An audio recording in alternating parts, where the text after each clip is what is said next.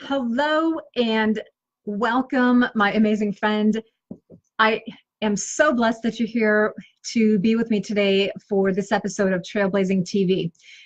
Today has been, actually not just today, but this whole week has been a little bit interesting, and I am pretty excited to share with you what we're going to talk about today. Hi, Chris. Welcome on aboard. I'm so glad that you're here today. I always enjoy having you be with me a little part of your day. So while we're waiting for a couple of people to come on, I will just give you a quick update. I'm working on having a better monologue, so let me just put it out there. Word is on the street. I've been told many times I'm not funny. When I try to tell a joke, if I don't tell a joke well, feel free to find humor in that.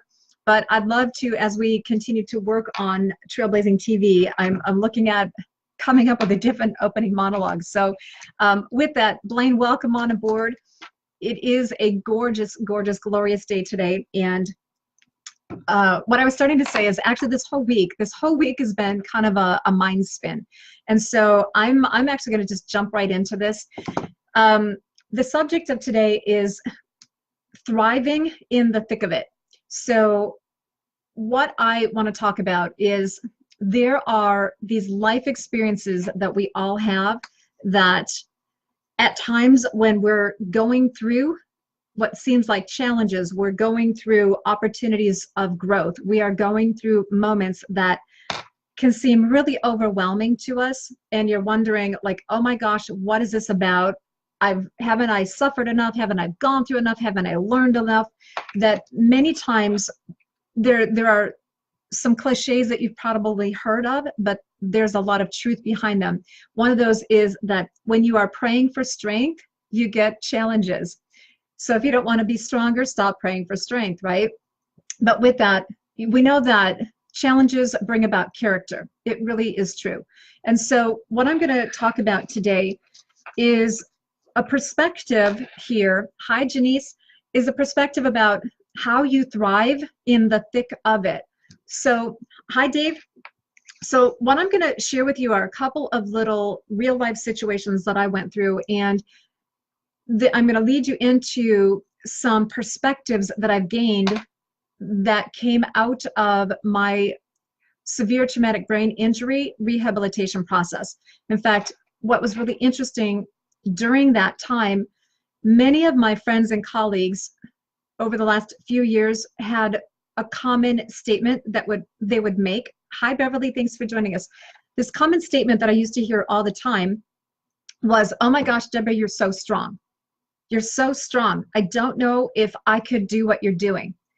And I'll tell you, friend, that when people would say that to me, for a long time, I couldn't comprehend what they were really thinking. And I didn't understand at the moment how impactful my journey was in their life. It took some time, and some of my very close friends that were with me many times behind closed doors during the relearning. For those of you that don't know, I unknowingly lived with and now have since rehabilitated from a severe traumatic brain injury. And I can say that casually today, but it wasn't a casual experience. This is a situation that over the course of 30 years, I had life interrupts 3 different times that affected my life, about 10 to 12 years, where there were 3 distinct segments of my life where all of a sudden I lost my ability to walk, talk, think, function. My internals shut down, my digestive system shut down. I mean, all of my body functions were slowly dying. And there were days where instead of having an adult fully functioning collegiate level thinking and speaking abilities, I was maybe functioning like a 2-year-old. So really just a set of extreme situations that for the first 2 seasons of my life, we didn't know why. And I'm not going to go into all of that today because I'm writing a book about it, but I want to take you to a point to talk into and to share with you some wisdom that I've seen and I have lived through, that even this week, as I've shared, it's been a really this is the brain, hold on. Whirlwind of a week. There you go. It's been a crazy week. There's been a lot of different things going on, and so I was very compelled to share with you some perspective. So when I was going through rehab, I had a choice, and we all have these situations in our life that show up. Hi, Lisa. Hi, Mary. Every day, every human being has circumstances and situations that, from our perspective, can be overwhelming, can be that drama, trauma, like, oh my gosh, why is all this craziness happening, right? And there are days, oh, hi, Diana. There are days where you may look in the mirror, or you may just sit in the corner and go, holy moly, or you might have other words that you say. Why is this happening, and how am I going to get through it, right? It could be that you stubbed your toe. You stub your toe and it hurts really bad. And yes, when we stub our pinky toe, it hurts. It could be that we have a situation going on. We have a situation. Maybe it's something with the kids. It's something with the family. It doesn't matter what our situation is. We all have a common scenario where there's something in your life that creates a circumstance where we're faced, where I call it, we're in the thick of it, right? Think about thickets. So thickets, I remember growing up, one of my summer jobs on my parents' property was to go berry picking. So when I was about 10, 11, 12, my parents collaborated with a few other families, and when they bought about 50 acres worth of land. Hey friend, they bought about 50 acres, they split it all up. We had to all help each other build each other's homes. But on this 50 acres of collective land, there was probably 40 acres of black raspberries. We had wild black raspberries. There was, and in the thickest of the thickest batches of the raspberries were occasionally you'd find blackberries. And the blackberry bushes, oh my gosh, I'm 5'3¼ inch. These bushes were like, I don't know, 8, 9 feet. And they were amazing to get to because the blackberries would be huge, right? But to get to the blackberries, you had to go through the thickets of the black raspberries. And these raspberry bushes had thorns on them. So, you know, to even pick the raspberries, to get to the goodness of the raspberries, you were always dealing with the thorns. And I remember we picked gallons and gallons and gallons and gallons and gallons of berries every summer because it was just the job of what we all had to do. And so I remember for years, it was fun because you could eat all the raspberries you wanted, right? You got the blessings of the moment. But at the same time, it was not fun because in the heat of the summer, usually it was July, August, Midwest, high humidity, we had to put on long flannel sleeves. So hot, heavy clothing, protective clothing, and long pants and boots. So you're layered and protected in the heat of the summer to get to the goodness of the berries, right? And so that was how I spent many summers, was picking berries. And then but the thickets though, right? Sometimes getting into the even better berries, which were the elusive blackberries, you had to get through the thickets. And how do you do that and come out unscathed, right? So when I talk about being in the thickets, just imagine that scenario. For the most part, you have to be careful, and you select your path, right? And yeah, you're going to get some little nicks and scratches, but the focus was always on the win. What's the result? What's the win? And those were all the goodness of the big berries. And I remember one summer, I might have been about 12 or 13. I don't remember. We were building one of the other family's houses. And you know what? I didn't want to put on the protective clothing. I decided it was time to go berry picking. And all I did, I remember I threw on shorts, and I think I had a little tank top on, maybe my shoes and some, you know, got my buckets and went. And we went berry picking. Well, that was the last time. That was the only time that I ever went in that unprotected, right? Came out just scratches everywhere. So sometimes when I'm giving this analogy of this learning lesson of how do you get through the thickets, I want you to remember two things from what I just shared with those visuals. First of all, sometimes the biggest win, the biggest goodness is self-protected. It's protected with thorns.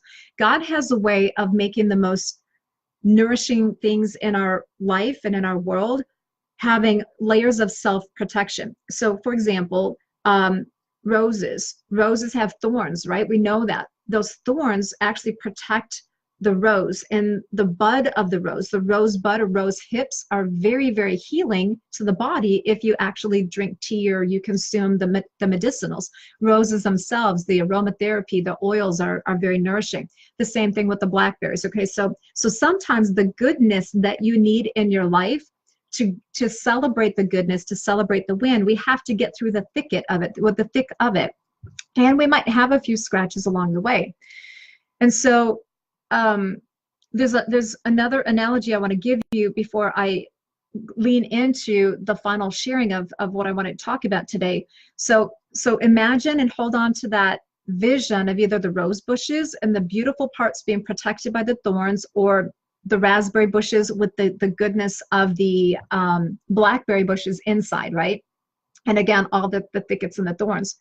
So on another analogy I want to share with you is that, okay, sometimes we need, first of all, protection, right? When you're out doing gardening with roses, you want to have protection. When you're going picking raspberries, you need some protection. Otherwise, you're going to expose yourself to unnecessary scratches and unnecessary complications along the way. So even though we might not like to gear up, we might not like to put the protection on, sometimes we need to take the time to protect part of ourselves when we know we're going to enter into a space that could be a little bit more complicated.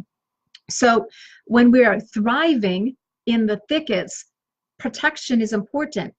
So protection, in this one analogy, I'd like to have you shift this over to your understanding that sometimes the protection of us when we're going through a complicated situation is mental.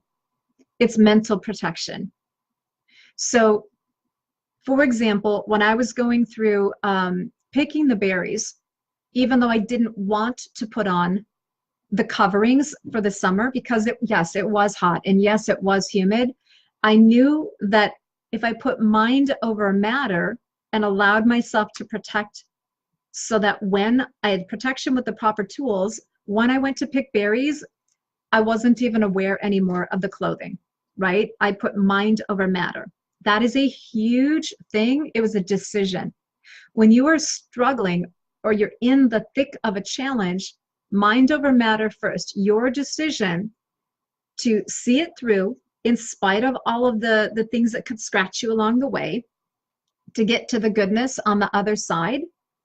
It all starts with a decision, and that mental anchoring. That's a good word. Anchoring in your decision that you will, you can, and you want to get through it. Okay, so that's thought number one, and that's pearl of wisdom number one. Another aspect that I learned through my brain rehabilitation, that I'm going to give you a different life scenario. There's two that kind of they tie together, right? So I fell in love with motorcycles when I was 8. And I've shared before that I grew up in a time where the language of the day is girls don't ride motorcycles. You don't do stuff like that. But it was a secret passion and a secret love of mine. And I had lots of friends with lots of motorcycles that I got to have rides on. So when I moved out here to California, I was out here a couple of years, met my husband. This was at a time when I was quote unquote functioning. Well, sort of. I met my husband during the time when I call it phase 2 of my life. So there were days where I was not functioning. We didn't know I had the brain injury. We just know I had this really weird health issue where I'd start having these seizures. We didn't even know that they were seizures. We just called it twitches and glitches and stuff. I'm downplaying it now, but it was complicated. So there was a point though where certain days I had moments of strong functionality, and he was the one that taught me how to ride, like actually ride motorcycles in a way that was safe.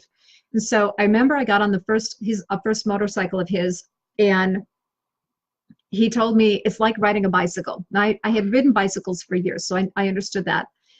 What I want to share with you is I was riding on this flat plateau. We were kind of high. It was a pretty big motorcycle. And then like here, so here was a flat plateau, and this was a hill. If I would have gone up and over this hill, I would have gone down a big valley into a big bay of water. So that's not where I wanted to go with the motorcycle. So this one ride, I was going kind of fast. I'm coming up on this flat plateau. I'm trying to turn the motorcycle like a bicycle. You have to put a little more muscle into it. I went up the hill, and I realized, uh-oh, I'm going to go up and over and I don't know what to do. So my intuition kicked in and I let go of everything. I let go of the motorcycle. I let go of the gas. I let go of everything. And what happened is, because there was no more propelling, no more propulsion, the motorcycle just kind of came to a stop and it fell over. Why am I talking to you about this? Because what I want you to know is what I did next. Okay, so here I was in a situation that could have been dangerous. Had I gone over the hill and down the water, that would have been dangerous because I didn't know what to do. But in the moment though, in the thick of that moment where I knew there was something dangerous that could have caused injury, what I was able to do is, in the moment, I just kind of did what's called a pattern interrupt, and I stopped. I stopped by letting go of the bike. And more importantly, what I did is I rolled out from underneath the bike. And that's what I want you to remember. I just was calm. I grabbed my breath and I rolled away from it. So I kind of did, it was very instinctual. I kind of did that, like most of us when we were little, we learned in school, the fires where you stop, drop, and roll. That's exactly what I did. And the good about that is because in that moment, I was able to roll out. And so when the bike fell over, it did not fall on me. I was already out of harm's way. So sometimes when you're in a situation that seems overwhelming, you have an ability to make a conscious decision to stop, challenge, and choose. So like stop, drop, and roll. You can do stop, challenge, and choose. This is a learning lesson right here. Stop, challenge, and choose. We are always in control in our conscious brain, and we have the ability to always make a choice in that moment.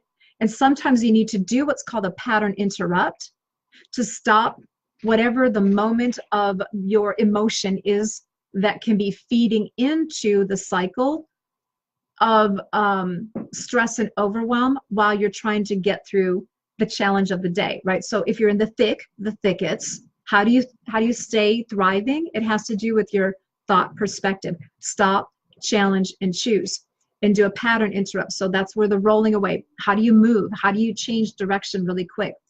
And so why I'm sharing that with you is to lead you to this point. There seems to be a lot of the people I've been talking to these last couple weeks in particular seem to be attuned to a different kind of an energy that's going on around us. There's definitely an energetic shift going on. I'm not one, I have not studied moon seasons and the star patterns and things like that, but there's a definite awakening that's taking place. People are becoming a little bit more aware on one hand, and they're feeling the call from within. And some people are not aware of what to do with that. That has to do with kind of an energetic vibration that's taking place everywhere, where we are all connected energetically, physiologically. You know, we all come from one point of origination. So there is an awakening, and I encourage you to pay attention. If you're not attuned or in tune to that awakening, maybe take some time to stop, challenge, and choose, and step back for a moment and just pause and be. Pause and be in the moment, right? Because many times when we are working through something, or we're having to experience or work through a challenge, the challenge is not the issue. How we get through it and how we thrive is when you stop in the moment, right? First of all, put on the mindset, that thinking, gear up, put the protective clothing on, make the choice that you're going to do it, even though it might be hot and humid, right? You're going to protect yourself emotionally by making the choice that you can get through the thicket easily with minimal or no scratches, and hold on to that thought. And then number two, give yourself opportunity to pause. When you're in the depths of the things that can make you feel frustrated and overwhelmed and concerned, when you step back, and like I let go of the motorcycle, I just let go and I rolled away for a moment. When I got done with that, I jumped up and I said, phew, got that out of the way, right? We got through that part, and then I was allowed to be with that space, be with that time. Because when you are going through learning lessons and challenges, there's always the lesson to be learned. And it's up to us to create a little bit of space to step back and ask ourselves, what is the lesson that I'm learning? And with this, remember, there's two things. Sometimes when a lot of challenges are taking place, a lot of drama, a lot of trauma, it's not always at you, but you are involved. And it may feel like the world or people are against you, but in many cases, what is taking place is a change in your energy and your awareness, and you're actually clearing a path. The path is being cleared so you can step into your fullness and so you can experience healing, and you can experience and come to know and understand the fullness of who you are, so that you can get to the place where you are solid, comfortable, confident. The learning lessons have built the character for you, and that you have that place where you can thrive through and through. So I am gonna, that's all I wanted to share today. This has been kind of my world the last couple of weeks. There's been a lot of resonance, a lot of movement. I've been counseling and consulting and coaching a lot of people through what in their life appears to be some very unique challenges that they're not used to. So I'd love to, if you have something going on, please know I'm here. We're here for a reason. We're connected for a reason. Feel free to always reach out. You don't have to make it public. You can make it private. Or maybe you know somebody in your life that's going through some challenges and could use a little love and support right now. I just encourage you to, pay attention to them, pay attention to yourself, tune into that small, quiet voice inside. And with that, just remember you are strong, and that you have people in your life that care about you. So with that, thank you for investing a little time with me this morning. I'll be back on live this afternoon. And remember to always live in your power, live in your peace. Know that I love you, appreciate you, and I hope you have a magnificent day. Thanks. Bye-bye.